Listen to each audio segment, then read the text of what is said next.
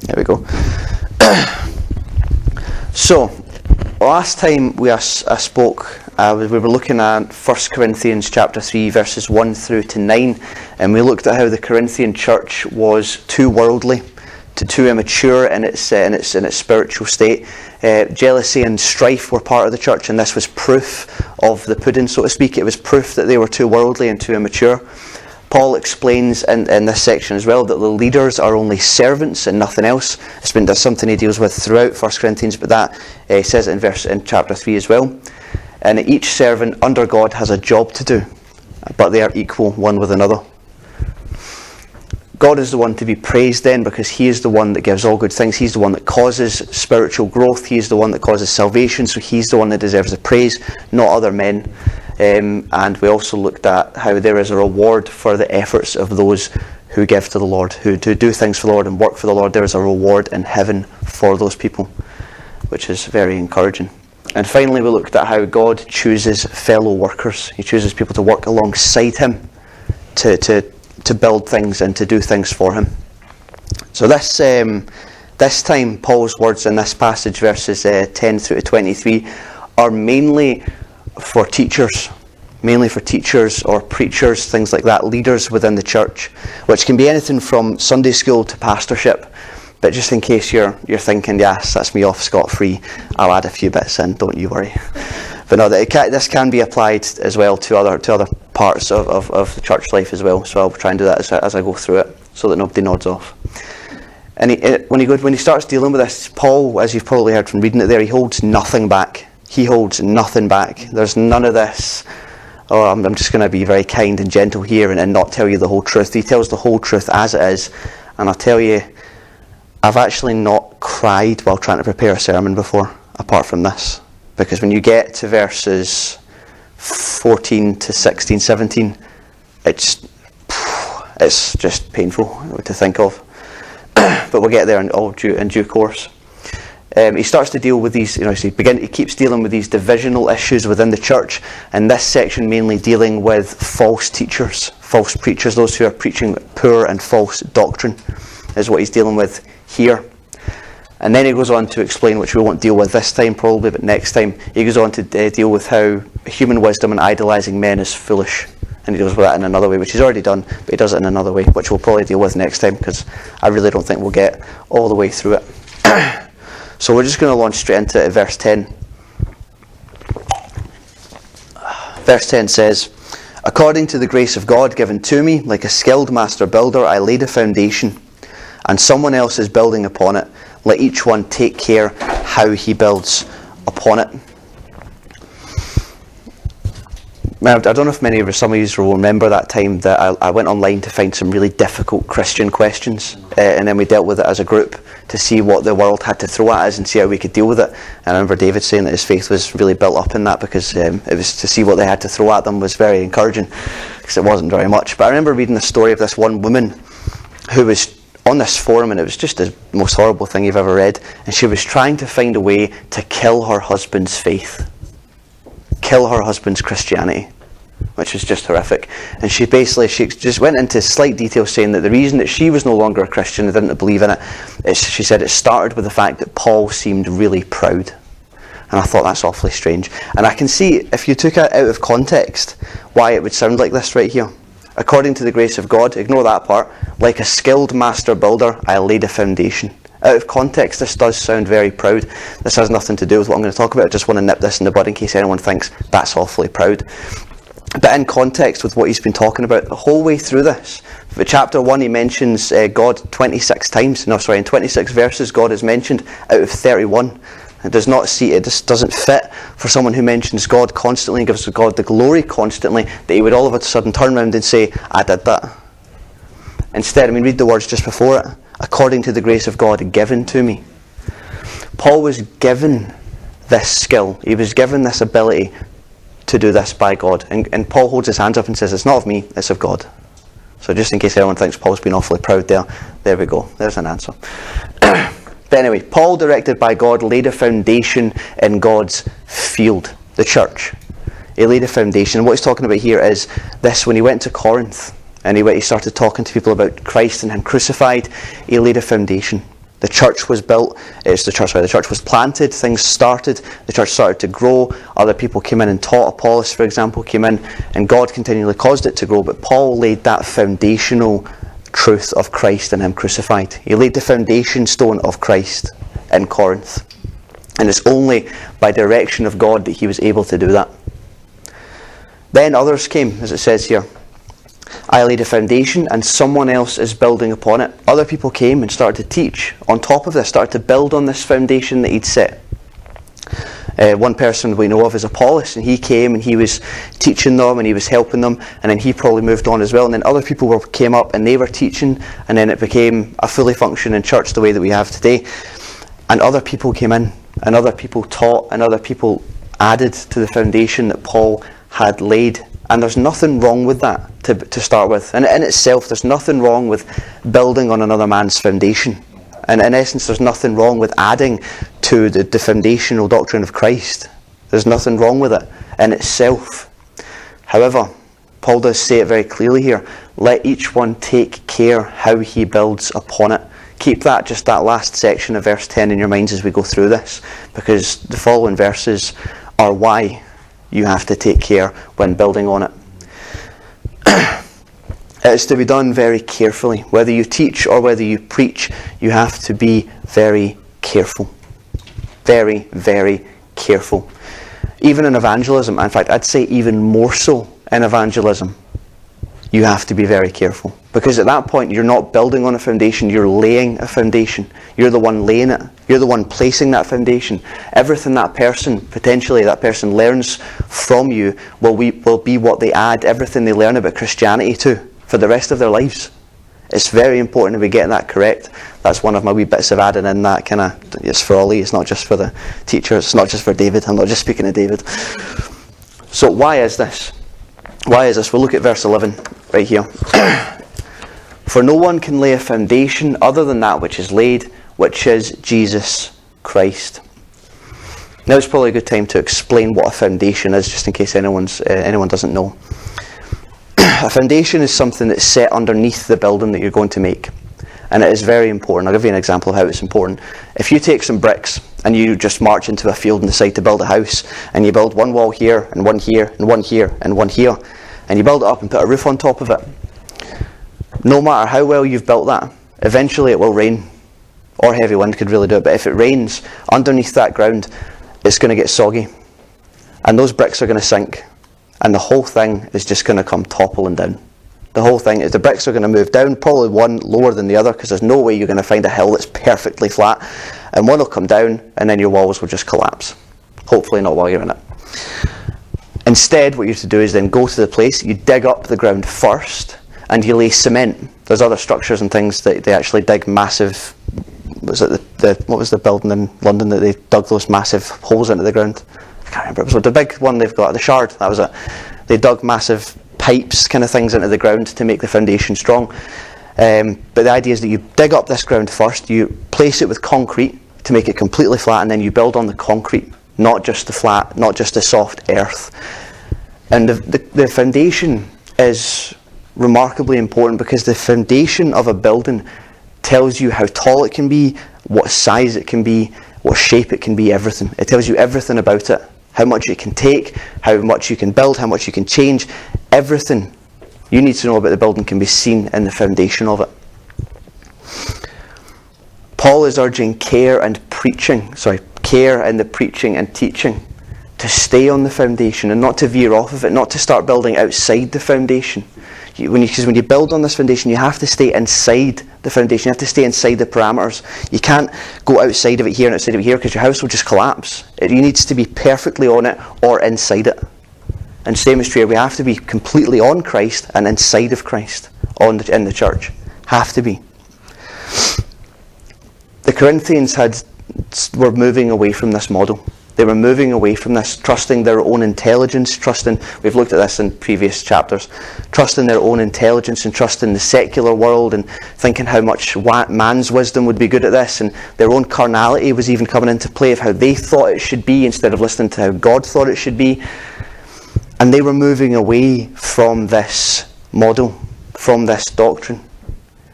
And when a church does this, it ceases to be a Christian church. For no one can lay a foundation other than that which is laid, which is Jesus Christ. If a church's foundation is not Christ, it's not Christian. The true Christian church is founded on Christ and His Word. Completely founded on that. And that means that everything they do will stem out of that. Everything they do, if their foundation is Christ, will be biblical, will be pure, and will be good. There's obviously mistakes that can be made and human influence and things, but by and large, your church is going in the right direction if its foundation is Christ. Anything other than this is a sham. It is a complete sham. If anyone doesn't know what sham is, I don't know if that's a fairly common word, actually, sham, but it's a joke. It's not real, it's not true, it's false. It's not the real deal. It is so important for teachers to take care and remember the foundation is Christ and not themselves. It's not human wisdom, it's not secular wisdom, it's not how the world is meant to be, it's not the age, it's not philosophy or anything like that. It's Christ. He is the foundation. So I've got a question for you then on this matter, and it really struck me the last week or so. I was sharing it with David. Is then the national church and many other churches and denominations which we know are not biblically based, are they really Christian if Christ is not their foundation? That doesn't make me joy, it doesn't make me laugh, it doesn't make me feel any kind of pride that we are doing it right. In fact, as you look through this, you're going to see that it's horrific that that's true. I'm afraid this is going to be quite a solemn message, so if anyone wants to leave now, you are more than welcome. Verse 12 and 13, we'll just move straight on to that. Now if anyone builds on the foundation with gold, silver, precious stones, wood, hay, straw, each one's work will become manifest, for the day will disclose it, because it will be revealed by fire, and the fire will test what sort of work each one has done. David got me a really nice commentary which Liam brought up from Banner of Truth by Charles Hodge on 1st and 2nd Corinthians. It's absolutely wonderful, really wonderful. So it's very, very, very helpful, very helpful. And he says this on the matter, because I was trying to figure out this verse and his commentary really helped. He says that the gold, silver and precious stones refer to good doctrine. They refer to good teaching, good biblical teaching. And the stubble, the wood and the hay to bad doctrine, to poor theology, to poor teaching within the church. And I have to completely agree with that. It makes sense in the context. And this was a problem in the Corinthian church. Human wisdom and worldliness will always equal bad doctrine. If you have human influence human intelligence and a worldly influence within the church affecting the ministry, you will receive poor doctrine, because the world says that most of what we see in the Bible is not true, is not accurate, and shouldn't be taught to people. So if you think that the human intelligence is the way forward and the worldly wisdom is how you should come at it, then you have to throw most of the Bible out. They're okay with the wee stories here and there, which are quite encouraging, but by and large they're not okay with the Bible. And you do that, and then it's just an absolute shambles. Again, if you remove the Bible, you've removed your foundation. You've attempted to remove your foundation, and that's it. You're done. You're not a Christian church anymore. You just can't be. Emily's yawning. Goodness me, I didn't realise that. She actually fell asleep last night when I tried to speak to her. Properly fell asleep. I get most of my hilarity from her in the sermons, actually. But anyway, Paul makes it quite clear here. If you build on the foundation of Christ with doctrine, any doctrine, it will be tested. It will be tested. I'll read it out again. Now, if anyone builds on the foundation with gold, silver, precious stones, wood, hay, straw, each one's work will become manifest, for the day will disclose it, because it will be revealed by fire. You could put this another way. If anyone builds on the foundation with doctrine, each one's work will become manifest, for the day will disclose it. There is a difference of opinion on when this testing will occur. Some people say it's on earth, it's an earthly test, and some people say on the day of judgment is when it will be tested, when your whole works will be put to the flame and sees what survives. I've decided to be Switzerland and stay in the middle, mainly because I agree with both. So one man, David Jackman, he believes that this could be a fire of persecution or challenge or social, the society turning against the church that causes this to happen, that causes this church to be shaken by them. And because the church is built poorly, it crumbles. It falls apart. And I'm not saying that's the only reason churches fall apart, but it is one reason. And that's one theory behind it. Another one is that it's when you stand before the Lord, you'll have to give account of why you taught poorly, why you didn't teach right doctrine. And I would say both of those are true. I would say both of those things are true. A poorly built church with poor theology and poor doctrine, not getting the proper meat of the word from the Bible, when persecution comes, when the flame comes, it won't survive. They'll be out, it'll be gone, because they won't be taught how to survive in that day. And I also believe that you'll still have to stand before the Lord and give an account of that. Give an account of why you taught that, why you didn't do the right thing, why you done this wrong. And again, another application for this, it also says in the Bible elsewhere, I should have looked it up, but my apologies. Every word you say will be tested. So this is for anyone who's not in a teaching position or never thinks they never will be. Every word you say, regardless of whether you teach or preach, will be tested. And mainly focus this on evangelism. Because if you lie to someone in evangelism, the Lord has seen that, the Lord knows, and He will hold you accountable for that. He will hold us accountable for that, not just you, me as well.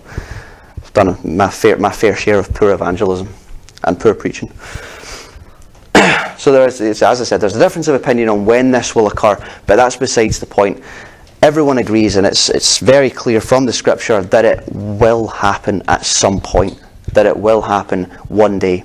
Our works as teachers, leaders, evangelists, youth leaders, women's meeting leaders, deacons, elders. Actually, I don't think deacons preach, do they? No, I don't think they do. Anyway, elders, these people, anyone who contributes to the spiritual and the doctrinal building up of the church, they will be tested. Now, obviously, everyone's actions, everyone's words and thoughts will be tested, but it seems that there is a separate kind of testing for those who were involved in teaching and involved in preaching and things like that, and that's quite frightening. So my objective is not to frighten off anyone who wants to get a bit older and start preaching. It's to give you the full facts and to warn you of actually how serious it is. This is why Paul says take care, because everything we do will be tested. Verse 14. If the work that anyone has built on the foundation survives, he will receive a reward. This is how I see the first half of chapter 3, as like an iron bar right here. That's how I see the first half of chapter 3. And the last half of chapter 3 I see as another iron bar coming up like this. On each side it is rebuke and what we're about to come to in a minute is horrific truth. And in between that, you've got this wee gem in verse 14. Just this wee bit of beauty in verse 14. In between these two crushing iron bars, you've got this wee gem. By the way, I'm no way insinuating that I have iron bars as arms. I'm not quite that strong. I mean, I'm okay, but I'm not quite John Alloway.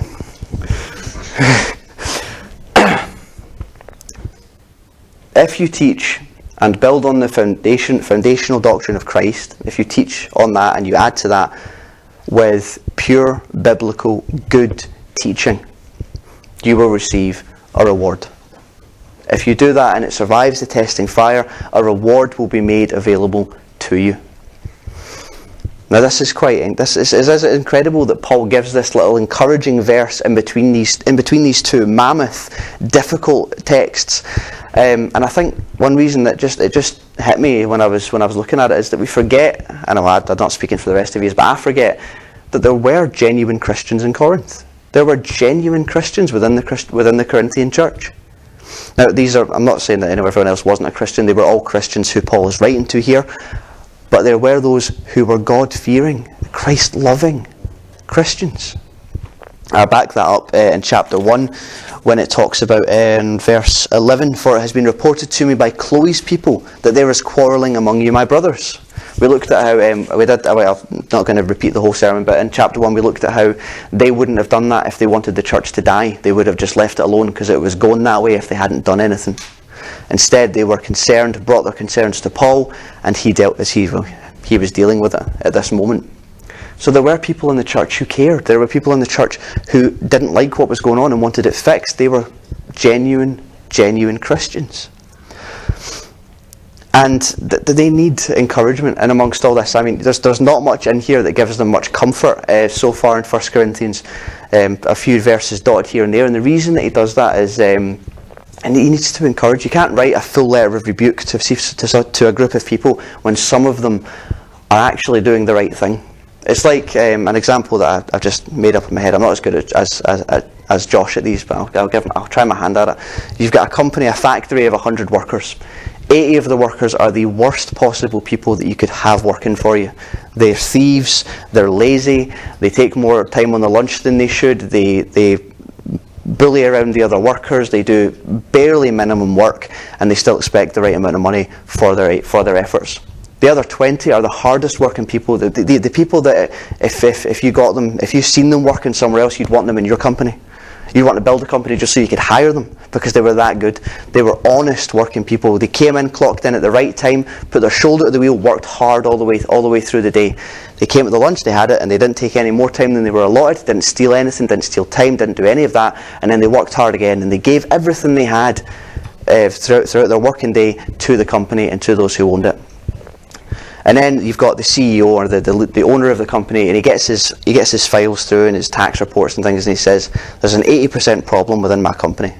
I need to deal with this. So he goes and he delivers an address to them, he talks to them and says, and he basically harshly rebukes them, says, you're doing this wrong, you're doing that wrong, you're the worst possible employees I have ever seen. If you do not get this sorted, I will come down there and fire every last one of you. If he stops there, everyone's going to feel totally demoralised. Even the 20 people who are working hard are just going to be like, what is the point? We're working hard, we're doing the best we possibly can, it's not being recognised. What is the point? I give up. I'm going to go find something else. Instead, what the person who is in charge should do is say at the end of it, but I know some of you are doing well. It is my hope that you can help me turn the rest of them into what you are. Please help me on this. Thank you for your continued efforts. And then they walk away, the 80 people thinking, oh man, we're not really doing a good job, and these people are shining us out. And then you've got the 20 people walking away going, yes, we're doing a good job. We're doing right. Everyone likes a little pat on the back. Everyone likes to be recognised for doing a good job. By the way, I'm not fishing here. I'm not. Just so you know. But I believe that's why Paul does it. Another reason he does it is obviously to let them know there is a reward which you may miss out on. You 80 or however many Corinthians it was, you may miss out on this if you don't get back into line. There's this reward available. The idea behind this is build well and build rightly, and you will be rewarded for it. Beautiful. Simple. I don't want to move any further than this. I don't want to go on to verse 15, 16, 17, 18. If I had the choice, I would stop right here and never preach again on 1 Corinthians, but I have to. If anyone's work is burned up, he will suffer loss, though he himself will be saved, but only as through fire. For the people who have mingled the truth with a lie, their work will be consumed by the flame. Whether this be on earth, whether this be before the judgment seat. Their life's works, their efforts, everything they've built on, everything they've tried to do will all be burned away. It's as good as throwing straw on it on that day. And although they are saved, and this is written to Christians, and it does make it very clear here, if anyone's work is burned up, he will suffer loss, though he himself will be saved. He himself will be saved. This is a Christian. This is Christians that he's talking about. And although they are saved, although they are Christians, they lose out on the reward given to the others. They lose out on this reward. And you might not think that's very bad, but I'll explain why it is bad in a moment. I have another illustration for you, I apologise. It's an example is, think of a settler going to a new land. And he arrives in this new land, and there's people there. There's only a few people. It's not a built-up civilization yet. It's just starting. And he gets there, and he gets off the boat, and a man approaches him who's been elected the town mayor, and he says, "Fantastic, I'm glad you've come. We're going to build this town. It's going to be something great. I've got a plot of land for you. I got here before everyone else, so I've built loads of foundations on different plots of ground, and I'm just giving them to people. Here you go. Here's your foundation, all set and cut for you. Really decent size, solid foundation. There's some materials here. They're a bit difficult to work with, but they're really strong. They'll keep your house going really well. If you need any more, come see me. We'll sort a deal out and we'll get something sorted." Man says, "Wow, this is brilliant. I couldn't ask for anything better." So he starts to work, and he starts to build, and he finds that these materials are hard to work with, but they are strong and they are lasting, and this will produce a really good house. And he keeps going, and he keeps going, and he runs out of materials. And he thinks, right, I'll need to get some more. And he meets someone along the way who says, don't go with the mayor. That stuff's really difficult to work with, and it's so expensive. There's some stuff just along that way. There's some trees that have been falling down over the winds and things. You go and get them. It's so dry. It's easy to cut through. You get nails through it, no bother. It's perfect building material. Go and use that, and it's so cheap. No one's even charging you for it. You can just pick it up for free. Go and get that stuff. You'll save your money. And the man thinks, why not? Sounds good. So he goes and he gets this material that he's in the woods, and all this wood and all these other things from there, instead of buying it from the mayor. Instead of buying the good materials, he goes and picks out these other materials that he's been told of. So he starts to build again, and the house is now taking shape. And other people come by the house as he's building and says, you know what you should do? You should put some nice French doors on the front. You should have a wee balcony at the top, a tower. You should get a moat and a drawbridge and some walls. And you should get that'll look really cool if you do that. And the man just says, my foundation doesn't really support that. My foundation, see it's the way it's shaped. Do you see a moat? Do you see a tower? Do you see a balcony? I don't see any of those things in there. It's not going to work. And I say, oh no, I'll be fine. And they twist his arm and they convince him. So he starts to build outside the foundation, on top of the foundation. Too big, far too big, much bigger than he should have done, much wider than he should have done. And he finishes it and thinks, this is incredible. And he walks in and he slams the door behind him, and as he's going to bed, and he doesn't see it, but we all see it from the outside. The house wobbles and shakes. And he goes up to his room, he lights a candle, puts it down, starts to read, falls asleep. He wakes up, he's really short of breath, and everything's on fire. There's black smoke surrounding the entire room, and it's difficult to breathe. His eyes are streaming with tears. He doesn't know what's happened. Throughout the night, the wind has blown quite fiercely and knocked one of the panels loose, which has knocked the candle onto the floor, and that dry wood has ignited as fast as anything. The whole house is burning. He can't breathe very well. He's running now towards the door, but a timber beam falls and breaks his shoulder, and he's pinned to the floor. He manages to wrestle himself free, get himself through the door. There's a gap of clean air that much from the floor, and he's just dragging himself along the floor. He gets to the staircase, but the fire's consumed it, and he falls straight through it, and he breaks his leg. He's now crawling, using his fingers to crawl himself towards the door. Black smoke is pounding into him now. He can't even see anymore. He's just going in the direction he thinks is correct. He can't breathe anymore, and eventually he stops about 5 feet from the door. He's done. He thinks, that's it, I'm dead. And then someone comes in and yanks him free, pulls him out of the fire, and he's alive. But he bears those scars for the rest of his life. Everything he did wrong, all of those things that he did, and how the consequences of it, he will bear those marks. The burn marks and the broken limbs and the disfigurements he's had to now suffer because of his own foolishness. He has to bear that. And worse, he has to stand in front of the person who gave him that foundation and explain why he messed it up.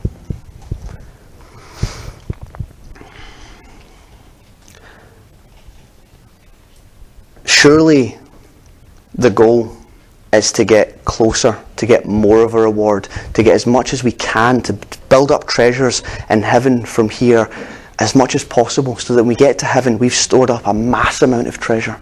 Surely that's the idea, not to lose it. And some people may say, you know, he'll still be saved. That's something. That is something. But look how it's structured in this sentence. If anyone's work is burned up, he will suffer loss. Painful truth. Though he himself will be saved, pleasant truth, but only as through fire. Painful truth. The way he's even structured this, the way this is even structured, shows you that it's not ideal. You're not aiming for this You'll still be saved. The idea is to get more of a blessing, more of a reward, more when we get to heaven, not less. And I don't know about anyone else, but I definitely don't want to stand in front of the Lord being that man. Build wrong and you will regret it, is the idea here. And this is only intensified in the next couple of verses, I'm afraid. Verse 16. Do you not know that you are God's temple and that God's Spirit dwells in you? That last hymn that we sung a moment before we started actually just beautifully goes with this, I think. This here is talking about the church. It's talking about the church. Paul states, perhaps that the Corinthians shock, because he says here, do you not know this? This is something you should know. Do you not know these things? That you are God's temple and that God's Spirit dwells in you. Do you not know these things? The church is God's temple.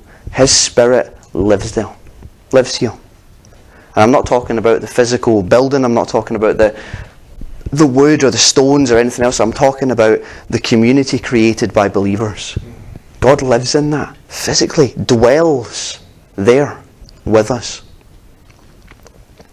If we grasp this properly, we would act, I think, so much more differently when we're together and when we're acting as a church together. And the implications, I'd love to spend more time on this, but I need to move on. The implications of this are extremely severe. Verse 17. If anyone destroys God's temple, God will destroy him. For God's temple is holy, and you are that temple. Verse 17 suggests that violating this holy place will result in severe consequences. Severe consequences. Now remember again, in the context of this is written to Christians, to a Christian church. When I first started looking into this, all I could find was people saying that this meant loss of salvation. All I could find. I was shocked actually how many people said that's what it means. One man went as far as to say, Christian, not Christian, if you're a church destroyer, it's mind, body and soul thrown into hell.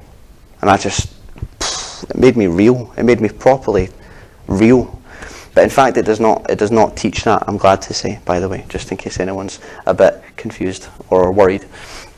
It in fact teaches that a church destroyer, regardless of who they are, Christian or no, can expect punishment. Can expect punishment.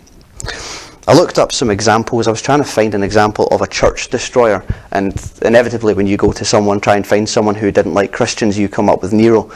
You immediately you eventually come up with him. I don't know if anyone actually knows how Nero died. Allegedly, that's just from what I found out online, he was driven from his throne. He was driven from his ruling place. Someone usurped him and they put out a death penalty on his head, and it was so severe that he ended up killing himself. The first Roman emperor to do that. The very first Roman emperor to kill himself. The shame of that. Now whether you can call that God's punishment on him or not, you can make your own decision on it, but that's what happened to him. Other examples, in the Old Testament, people were killed for profaning God's temple. Think of Aaron's sons. They went and drunk into the Holy of Holies and were struck dead. I think it was Uzziah who touched the ark and he was killed straight away. Ananias and Sapphira in the New Testament, killed for lying to the Holy Spirit. Being a Christian and profaning God's temple will have severe consequences. One pastor who I was reading, the first actual person I managed to find, I should have written his name down, but I didn't. The first pastor I was able to find that didn't say this taught loss of salvation, which I was very grateful for, said that the word destroy is more accurately translated as defile, which is more sickness and ailment and difficulty and things like that. And he says that what this means is excommunication, which I know it's now seen mainly as a papal thing as far as I'm aware, but it's exiling people from the church. You can't do this anymore. Because of your sin, you're away. You have to separate ourselves from you. A genuine punishment. Sickness, we see that in the Lord's Supper. Some people took it unworthily and inappropriately, and they became sick. Physical death, we see that again from the Lord's Supper.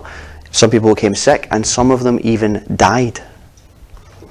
Don't think that just because we're Christians, we're immune from punishment, we're immune from rebuke, we're immune from God reprimanding us, and even in some cases, killing us. I pray that someone comes up to me at the end and says, Chris, you misunderstood, that's not what it's saying. I really hope that's true. And the last one he says is eternal loss. And I don't mean eternal loss of salvation, he means eternal loss of reward. You lose out on that reward. You lose out on a special reward. And then, equally, you have to stand before God and explain why. That is more punishment than all of those combined. Having to stand before him and then, I don't even want to imagine it. If you are in a position of teaching, or if you want to be, or ever, if you want to be a preacher, you want to be a teacher, you want to lead Sunday school, you want to do any of these things, be careful. Be so careful. And again, I'm not just saying that this is horrific and this is horrible and never be a teacher because it'll be the worst thing that ever happens to you. There's incredible blessing. But you have to take it seriously. You have to. You see, God is far too holy to allow the profaning of his temple, the profaning of his dwelling place, to go unpunished. And his stayed hand, you might say right now, well, how come he hasn't cut down these national churches and he hasn't just consumed them and done this, that, or the next thing? If you look at if you look at media and you look at the news recently, you'll see that it's potentially going that way. And God may be using the events to come, but I would say also that the fact that he hasn't just laid it all out is because of his absolute mercy. Don't mistake his stayed hand for weakness, when in fact it is grace. It is absolute grace. I was sharing with David that I do believe that if God exacted the physical death side of this all at the one time, at exactly the same moment for every single person that's ever done this, still living, I believe it would be massacre. I believe it would be horrific. It would just be, I believe you would hear about it. I don't believe it would just go unnoticed. To close just on that very solemn note, from what we've looked at, it's so important to remember that God's word and his church are very serious. And although we can laugh, although we can joke with one another, and even while people are preaching, they can tell jokes and we can have joy together. Although that is a thing, and I'm not saying that's wrong by any stretch of the imagination. I'm not promoting a kind of boring mind, just no fun kind of attitude to teaching, or it needs to be engaging. But it is also serious. There's a very serious side to it. There is a seriousness and a holiness which must never be tampered with. Never tampered with. Left to be as serious and as holy as it is. The Corinthian church were making moves in the wrong direction. They were making moves in the wrong direction here. And let's learn as a body and as a church to learn from their mistakes. Let's not make the same ones and learn from our own mistakes. Let's learn from theirs. And let's resolve to uphold the foundation of Christ and in the church and also in our lives. Amen.